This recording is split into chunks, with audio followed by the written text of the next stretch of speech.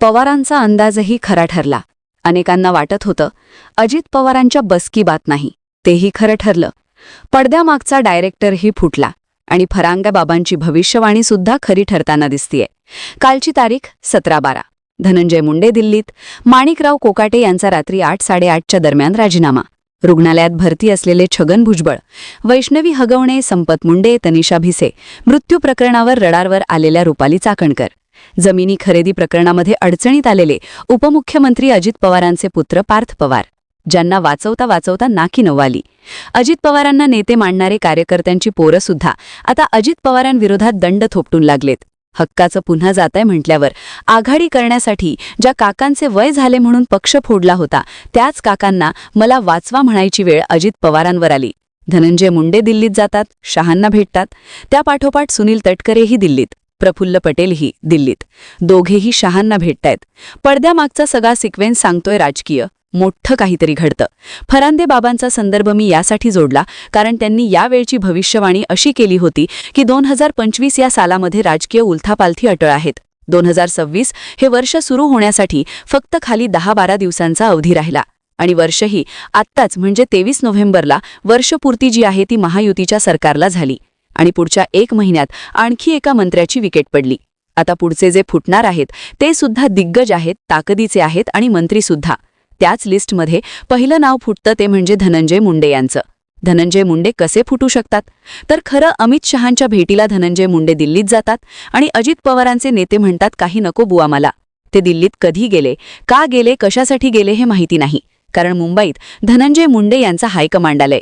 चर्चात सांगतात माणिकराव कोकाटे यांची जागा मला द्या, यासाठी मुंडे फिल्डिंग लावायला गेले.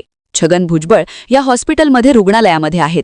छगन भुजबळ सुद्धा अजित पवारांना पुरते वैतागलेत. अजित पवार आणि छगन भुजबळ यांचा राजकीय अनुभव बघितला तर छगन भुजबळ हे कधीही मोठेच अजित पवारांच्या राजकीय अनुभवानं. मात्र वर्षाने संधी मिळते आणि दादांनी तर ती संधी हिसकावून घेतलेली आहे. त्यामुळे छगन भुजबळांना तसंही अजित पवारांच्या अंडरखाली काम करणं पेलवत नाहीये आणि त्यामुळे तेच भुजबळ कधीही भाजपच्या वाटेवर जाऊ शकतात. धनंजय मुंडे यांचं समजू शकतो, छगन भुजबळांचं समजू शकतो. मात्र सुनील तटकरे आणि प्रफुल्ल पटेल काल अमित शहांच्या भेटीसाठी दिल्लीत काय करत होते? प्रश्न नाही का? ज्या शहांचा ॲक्सेस मिळवण्यासाठी कितीतरी लोकांना खाली पडावं लागतं, कितीतरी पायऱ्या चढावा लागतो, तेव्हा अमित शहांना शेवटचा ॲक्सेस मिळतो. आणि हे शिंदेंना विचारा. शिवसेनेने जवळजवळ 2.5-3 वर्षे शहांची थेट ॲक्सेस मिळवण्यासाठी घालवले आहेत. तो ॲक्सेस अजून अजित पवारांना सहजपणे उपलब्ध झालेला नाहीये. सांगा बरं, अजित पवार उपमुख्यमंत्री झाल्यापासून म्हणजे मागच्या सरकारमध्ये आणि या सरकारमध्ये उपमुख्यमंत्री झाल्यापासून शहांना कितीदा भेटले? मात्र सुनील तटकरे, प्रफुल्ल पटेल हे शहा यांची भेटीगाठी घेत आहेत. अजित पवारांचे चर्चामध्ये अजित पवारांच्या आमदारांच्या चर्चा आणि बाहेरच्या वरच्या लेवलच्या चर्चा सुद्धा सांगतात. प्रफुल्ल पटेल आणि सुनील तटकरे अजित पवारांची मुळात माणसंच नाही. योग्य वेळ आली की लगेच एक घाव 2 तुकडे करून भाजपला आपल्या सोबत घेतील किंवा ते भाजप सोबत जातील. कालची भेट हे तर घरीच करणारे नव्हते.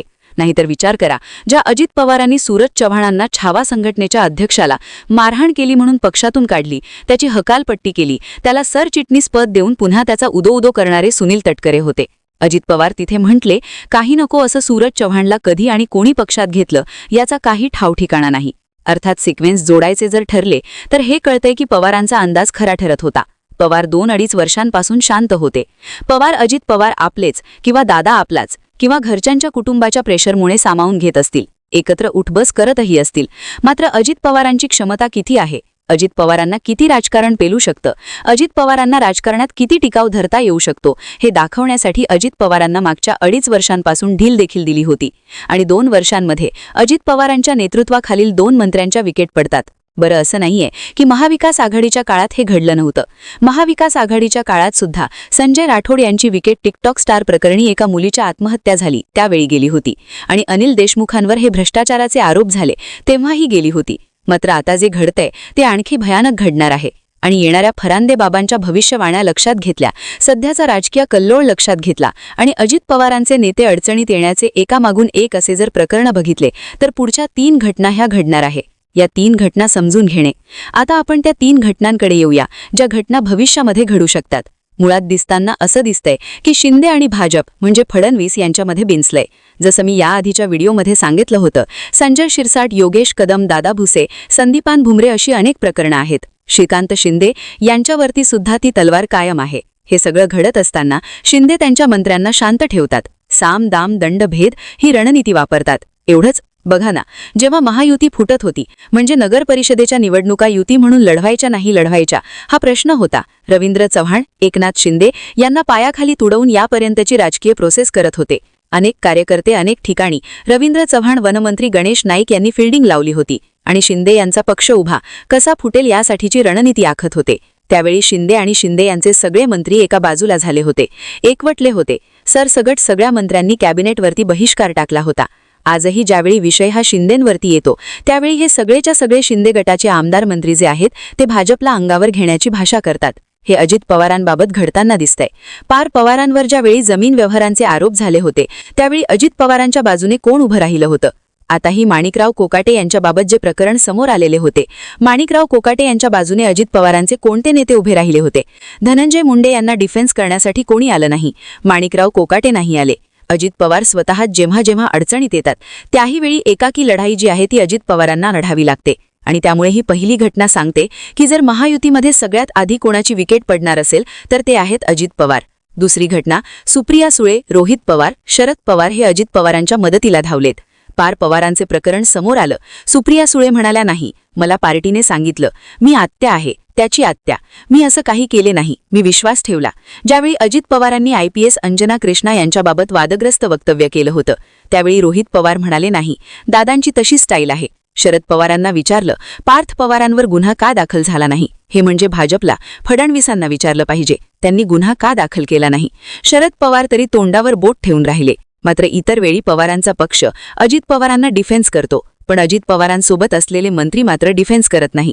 ही दुसरी घटना सांगते की एकतर अजित पवारांना राजकीयरित्या बोललं जाईल किंवा मग एक पक्ष आजही भाजपचा होईल. तिसरा जो पवारांचा अंदाज मला पुरेपूर खरा वाटतो, तो म्हणजे अजित पवारांसोबत गेलेले मंत्री आणि आमदार हे अजित पवारांची मुळे गेले होते की सत्तेमुळे? छगन भुजबळ, प्रफुल्ल पटेल फुटले. याचा सगळ्यात मोठा धक्का हा शरद पवारांना होता. सुनील तटकरे, दिलीप वळसे पाटील ही पहिली पवारांची राष्ट्रवादीची फळी आहे, जी फुटली. त्याचा धक्का त्यांना होता. पण अजित पवारांच्या नेतृत्वाखाली जाऊ शकत नाही हेही पवार पुरेपूर ओळखून होते, कारण हे सगळे मंत्री किंवा आमदार जे आहेत ते अजित पवारांना सिनियर आहे. त्यामुळे ह्या सगळ्यांची दुखती नस किंवा एकच मुद्दा जो आहे, जो दाबला जात आहे, तो म्हणजे सत्ता. उद्या जर अजित पवारांच्या मानेवर सुरी आली एखाद्या राजकीय मुद्द्यामुळे, तर अगोदर हे सगळे आमदार बाजूला म्हणजे भाजपाकडून उभे राहतील आणि अजित पवार एकटे पडतील. हा पवारांचा अंदाज खरा होता. पवारांनी राजकीय ताकद, पवारांनी राजकीय सूत्र, पवारांनी आपला होल्ड हा अजित पवारांनिडे का दिला नाही? या सगळ्या प्रश्नांची उत्तरं आहेत. 1 वर्ष किंवा वरती महिनाभराच्या कालावधीमध्ये 2 मंत्र्यांच्या विकेट अजित पवारांच्या पडतात आणि तुम्ही म्हणतात की अजित पवार पक्ष पुढे चालवू शकतात. आणि लक्षात घ्या, माणिकराव कोकाटे यांचं जुनं प्रकरण, धनंजय मुंडे यांचं स्थानिक लेवलचं प्रकरण. भाजपने तर हे प्रकरण बाहेर काढण्यासाठी काही ताकदही लावली नाही. भाजपने खरंच शिंदेंना दाबण्यासाठी, त्यांच्या मंत्र्यांची प्रकरणे बाहेर काढण्यासाठी ताकद लावली होती. पण इकडे अजित पवार तर खूप सहजरित्या कंट्रोलमध्ये येत आहेत, हे भाजपने ओळखलंय. त्यामुळे पहिल्यांदा मानेवर सुरी जी आहे ती अजित पवारांच्या पक्षाचीच असणार आहे.